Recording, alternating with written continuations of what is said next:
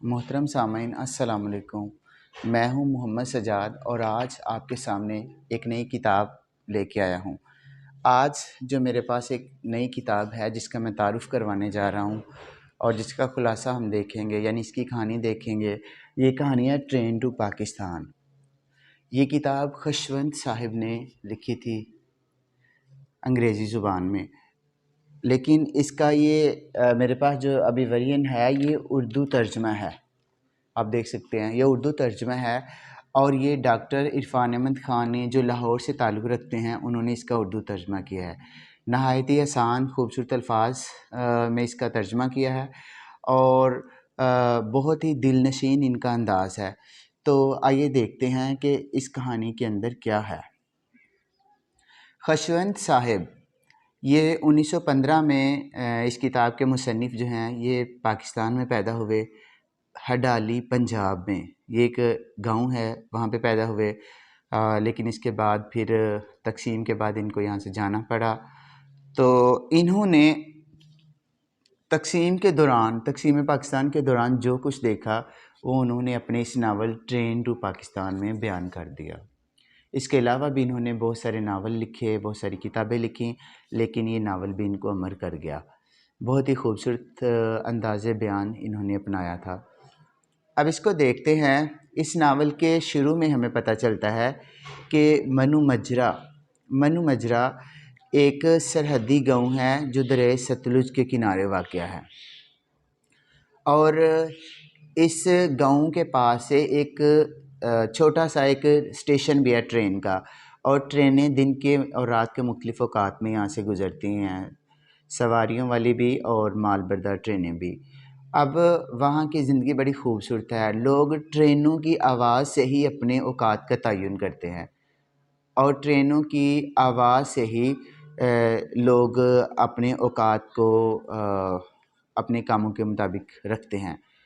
تو یہاں پہ بھی جب ٹرینیں چلتی ہیں تو لوگ اٹھتے ہیں، ٹرینیں چلتی ہیں، ان کی آوازوں سے لوگ اپنے کام پہ جاتے ہیں، ان کی آوازوں کے ساتھ اپنے ڈور ڈنگر لے کے واپس آتے ہیں۔ انہی کی ٹرینوں کی آوازیں سن کے ہی ملا مسجد میں اذان دیتا ہے، اور ٹرینوں کی آوازیں سن کے ہی گرودوارے کے اندر اشلوک وغیرہ پڑھے جاتے ہیں۔ تو یہاں پہ کسی زمانے میں ایک شخص تھا جس کا نام تھا عالم سنگھ۔ یہ ایک ڈاکو تھا، تو انگریز کے زمانے میں اس کو پھانسی دے دی جاتی ہے۔ اس دوران جب پھانسی دی جاتی ہے، اس کا ایک چھوٹا بیٹا تھا جگت سنگھ، جس کو جگا کے نام سے بعد میں شناخت ملتی ہے۔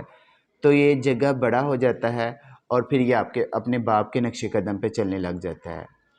اس علاقے میں ایک اور ٹولی ہوتی ہے ڈاکوؤں کی، جس کے سربراہ کا نام مالی ہے، مالی سنگھ۔ تو ان دونوں کی آپس میں لگتی ہے، یعنی یہ آپس میں لڑتے جھگڑتے بھی ہیں کہ اس علاقے کی سرداری کون کرے گا، یعنی اس علاقے میں ڈاکے کون مارے گا۔ تو اس طرح زندگی کا نظام چلتا رہتا ہے۔ اسی دوران اس گاؤں کے اندر ایک قتل ہو جاتا ہے، لالا رام، اور یہ قتل جو ہے مالی اور اس کے دوست کرتے ہیں، اس کے ساتھی کرتے ہیں۔ لیکن جاتے جاتے وہ لوگ کیا کرتے ہیں کہ اس بنیے لالا رام کو لوٹ کے اس کو قتل بھی کر جاتے ہیں، اور وہاں سے چرائی ہوئی کانچ کی کچھ چوڑیاں وہ جگے کے گھر میں پھینک دیتے ہیں رات کو۔ تو جگہ اس وقت گھر نہیں ہوتا، اس کی ماں ان چوڑیوں کو اٹھا کے تو چھپا دیتی ہے۔ جگہ اس وقت اسی گاؤں کی ایک لڑکی نورا کے ساتھ پیار و محبت کی پنگیں بڑھانے کے لیے گاؤں سے باہر نکلا ہوتا ہے۔ اس لڑکی کے ساتھ جسمانی تعلق بھی اس کا قائم ہوتا ہے، اور اس طرح یہ اس وقت گھر سے باہر ہوتا ہے۔ اسی دوران اس گاؤں میں ٹرین آتی ہے، تو ٹرین سے ایک اقبال نامی شخص گاؤں میں داخل ہوتا ہے، اور ساتھ ہی کچھ پولیس والے بھی اس اسٹیشن پہ اترتے ہیں۔ یہ اقبال جو ہے یہ کامریڈ ہے، اور اسے اس علاقے میں اس لیے بھیجا گیا ہے کہ کہیں ہندو مسلم فسادات نہ ہو جائیں۔ لیکن اب جو پولیس والے آتے ہیں، مجسٹریٹ ان کو کہتا ہے کہ تم وہاں پہ جاؤ اور لالا رام کے قتل کو دیکھو کہ کیا مسئلہ ہے۔ لالا رام کے قتل کو دیکھنے کے بعد سارے وقوعے کا جب جائزہ لیا جاتا ہے تو چوڑیاں برآمد ہوتی ہیں جگے کے گھر سے، تو پھر جگے کو ملزم سمجھ لیا جاتا ہے۔ دوسری طرف اقبال سنگھ جو ٹرین سے آتا ہے، شہری بابو، اس کو بھی اریسٹ کر لیا جاتا ہے کہ یہ دونوں اس وقت یہاں پہ نامناسب طور پہ انفٹ شخص بیٹھ رہے تھے کہ اقبال بھی نیا نیا آیا تھا اور جگہ سنگھ بھی اس وقت گھر میں نہیں تھا، اس کے گھر میں چوڑیاں ملی ہیں، تو یہ کچھ سمجھ میں نہیں آ رہا، اس لیے ان دونوں کو گرفتار کر لیا جاتا ہے۔ اور مجسٹریٹ حکم چند، یہ ایک شخص ہے حکم چند جو اس علاقے میں نیا نیا مجسٹریٹ بنا ہے، اور یہ اس کے علاوہ ڈپٹی کمشنر بھی ہے، اور جس گاؤں میں تھانہ ہے اس کا نام چندو نگر ہے۔ تو یہ مجسٹریٹ ہی سپاہیوں کو یہاں پہ بھیجتا ہے تفتیش کے لیے۔ یہ مجسٹریٹ شراب کا رسیہ ہے، طوائف کا رسیہ ہے، تو یہاں پہ جب یہ نیا نیا آتا ہے چندو نگر میں تو یہ ایک طوائفہ کو بلاتا ہے۔ یہ ایک 14-15 سال کی ایک لڑکی ہے جو اپنی نانی کے ساتھ آتی ہے، یہ اس کے سامنے گانا گاتی ہے، لیکن یہ مجسٹریٹ کو لگتا ہے کہ جیسے یہ میری بیٹی ہے، کیونکہ اس کی بیٹی بھی 14-15 سال کی عمر میں فوت ہو گئی ہوتی ہے، تو مجسٹریٹ اسے جسمانی تعلق قائم کرتے کرتے رہ جاتا ہے، اور پھر ایک وقت آتا ہے کہ جب فسادات پھیلتے ہیں تو یہ اس لڑکی کو بحفاظت پاکستان بھی پہنچا دیتا ہے۔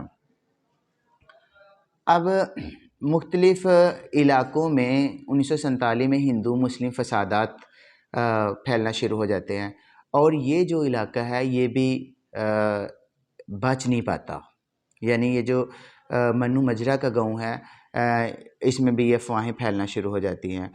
اسی دوران دریا کے اندر، یہ جو ستلج دریا تھا وہاں پہ، اس دریا کے اندر بہت ساری لاشیں تیرتی آتی ہیں جن میں بچے، بوڑھے، مرد، عورت، جانور سب بہ رہے ہوتے ہیں، تو کچھ لوگ سمجھتے ہیں کہ یہ دریا میں ابال آیا ہے، یعنی سیلاب آ گیا ہے، اس وجہ سے یہ سارے گاؤں بہہ گئے ہیں، لیکن بعد میں پتہ چلتا ہے کہ نہیں، یہ تو پاکستان سے لوٹ کے آنے والی جو قتل کر کے آنے والی لاشیں ہیں جو یہاں پہ آئی ہیں۔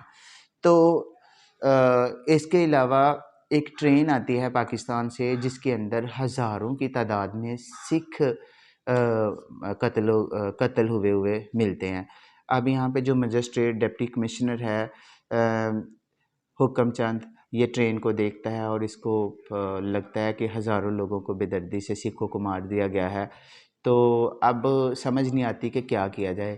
پھر یہ منو مجرا گاؤں کے اندر ایس پی کو بھیجتا ہے، وہاں سے یہ لوگوں سے لکڑیاں اور تیل اکٹھا کرتے ہیں اور ساری لاشوں کو ٹرین کے اندر سے نکال کے ان کو جلا دیا جاتا ہے۔ کچھ دنوں بعد ایک اور ٹرین آتی ہے، اس ٹرین کے اندر بھی ہزاروں سکھ اور ہندو قتل کی حالت میں ملتے ہیں۔ پھر چونکہ اتنی لکڑیاں نہیں ہوتی، پھر گڑھا کھود کے تو ان ساری لاشوں کو اور ہڈیوں کو دبا دیا جاتا ہے۔ لوگ جب یہ دیکھتے ہیں کہ دریا میں ایک تو لاشیں گرتی ہوئی آئی ہیں، اس کے علاوہ پھر گڑھے میں ٹرین کی لاشیں دبانا، پھر لاشوں کو جلانا، یہ ساری چیزیں ان پہ وحشت طاری کر دیتی ہیں، لوگ پریشان ہو جاتے ہیں، اور یہ ایس پی اور جو مجسٹریٹ ہے یہ کہتا ہے کہ یہاں سے اب مسلمانوں کو بھی نکال دینا چاہیے تاکہ سکھ بکھر نہ جائیں۔ یہ مسلمانوں کو ایک ٹرین میں بٹھا کے ٹرکوں میں بٹھا کے تو ایک علیحدہ سے جگہ پہ، محفوظ جگہ پہ بھجواتے ہیں، ایک کیمپ میں، تاکہ وہاں سے ریل گاڑی کے ذریعے ان کو پاکستان بھیجا جا سکے۔ لیکن اب چونکہ مسلمانوں کو یہ لگتا ہے کہ ہم لوگ واپس ضرور آئیں گے، اس لیے یہ چاہتے ہیں کہ ہمارے گھر محفوظ رہیں، تو وہ جو ایس پی ہے وہ ان گھروں کی حفاظت اس مالی نامی شخص کو دیتا ہے جو ڈاکو ہے، تو مسلمانوں کے جاتے ہی مالی مسلمانوں کے سارے گھروں کو لوٹ لیتا ہے، آگ لگا دیتا ہے، ان کے جانوروں کو چرا لیتا ہے، بکریاں، مرغیاں سب کچھ لے جاتا ہے۔ اس کے بعد کچھ روز گزرتے ہیں اور یہ فسادات کی خبریں جو ہے وہ مزید آنی شروع ہو جاتی ہیں، اور منو مجرا کے اندر ایک بہت بڑا قافلہ پاکستان سے ہجرت کر کے جاتا ہے جو سکھوں کا ہوتا ہے۔ اب یہ سکھ جو ہیں یہ گردوارے کا دروازہ کھٹکھٹاتے ہیں، گردوارے میں انہیں پناہ ملتی ہے اور وہاں پہ یہ بیٹھ کے پاٹ وغیرہ کرتے ہیں۔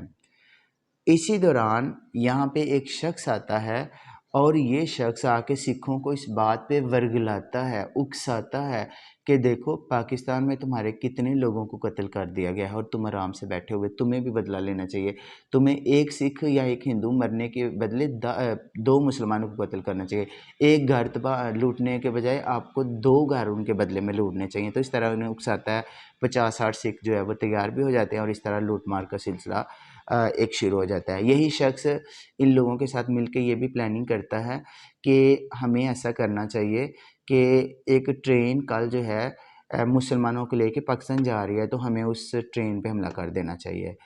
یہ لوگ پلاننگ کرتے ہیں، لیکن گاؤں کا جو وہ ہے نمبردار، یہ تھانے میں جاتا ہے، پھر مجسٹریٹ کے پاس جاتا ہے، لیکن کوئی اس کی سنوائی نہیں کرتا اور بالآخر اسے واپس لوٹنا پڑتا ہے۔ اسی دوران جگے کو اور اقبال کو جو سوشلسٹ تھا، اس کو وہاں سے رہائی مل جاتی ہے، اور جب جگہ اپنے گاؤں آتا ہے تو اسے پتہ چلتا ہے کہ مالی اور اس کے ساتھیوں نے یہ پلاننگ کی ہے۔ جگہ رات کے اندھیرے میں ٹرین کی طرف جاتا ہے، وہاں پہ مالی اور اس کے دوست گھات لگائے بیٹھے ہوتے ہیں۔ انہوں نے دریا کے اوپر جو پل ہوتا ہے اس کے دونوں سروں پہ رسیاں باندھی ہوتی ہیں، تاکہ ٹرین جب گزرے تو اس کے اوپر جتنے 500-700 لوگ بیٹھے ہوں گے اور وہ رسوں کی مدد سے نیچے گر جائیں گے، اور اس کے بعد ہم گولیاں چلائیں گے۔ لیکن جگہ بھی وہاں پہ پہنچ جاتا ہے، وہ ٹرین کے رسے کاٹ دیتا ہے، اور اس طرح سے لوگ بچ جاتے ہیں، لیکن جگہ اپنی زندگی ہار جاتا ہے۔ اس کے علاوہ بھی چھوٹی موٹی کہانیاں ہیں، بہت ہی خوبصورت یہ کتاب ہے۔ اس کے اندر یہ جو ہماری آزادی کی تحریک تھی، جو تقسیم تھی، اس کو بڑے مؤثر انداز میں بیان کیا گیا ہے۔ زبان و بیان بڑی اچھی ہے، خصوصاً سکھوں کے جو نظریات ہیں، سکھوں کے جو ثقافت ہے، اس کو بڑے اچھے انداز میں بیان کیا گیا ہے۔ خصوصاً سکھوں کی زبان، جس طرح وہ کوئی بولتے ہیں، یا گالیاں کس طرح دیتے ہیں، یا وہ اب کس طرح رہتے ہیں، یہ ساری کی ساری چیزیں جو ہے وہ ہمیں اس ناول کے اندر ملیں گی۔ اگر اس کے کرداروں کو دیکھیں تو عالم سنگھ یہ باپ ہے جگت سنگھ کا، یہ ایک ڈاکو تھا۔ اس کے بعد پھر جگت سنگھ بھی ایک ڈاکو ہے۔ امام بخش ایک مولوی ہے جو اندھا ہے، اور اس کی بیٹی نورہ جگہ کے ساتھ انوالو ہے، اور یہ حاملہ بھی ہو گئی ہے۔ اس کے بعد حکم چند ڈپٹی ہے، لالا رام نام کا ایک ہندو ہے شخص، یہ ساہوکار ہے جو قتل ہو جاتا ہے۔ میت سنگھ یہ گردوارے کا منتظم ہے، محتمم ہے، اور بنتا سنگھ نمبردار ہے۔ تو یہ تھی ایک چھوٹی سی کہانی جو میں نے آپ کے سامنے رکھی ہے۔ امید ہے آپ کو ضرور پسند آئے گی۔ اپنے اس چینل کو ضرور سبسکرائب کیجیے گا، بیل آئیکن کا بٹن بھی دبائیے گا، تاکہ میری ہر آنے والی ویڈیو آپ تک پہنچ سکے۔ اللہ حافظ۔